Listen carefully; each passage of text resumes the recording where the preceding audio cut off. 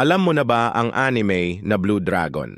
Ang kwento ay umiikot kay Shu, isang batang may matapang at matigas ang ulong personalidad na nangangarap maging isang dakilang mandirigma.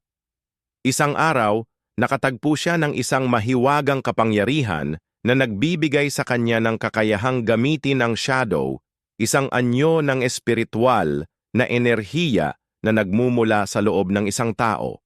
Ang kanyang shadow ay walang iba kundi ang makapangyarihang Blue Dragon, isang maalamat na nilalang na nagtataglay ng di matatawarang lakas. Kasama ang kanyang mga kaibigan, Jiro, Cluque, Marumaro, at Zola, bawat isa ay may sariling shadow. Si Shu ay naglalakbay upang labanan ang madilim na puwersang nagbabantang sirain ang kanilang mundo. Sa kanilang pakikipagsapalaran, unti-unti nilang natutuklasan ang lihim sa likod ng kanilang mga shadow at ang totoong layunin ng kanilang misyon.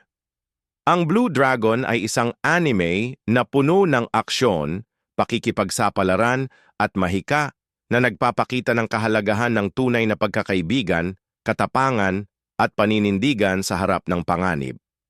Ngayon alam mo na panoorin mo na. Thank you for watching. Please subscribe to my YouTube channel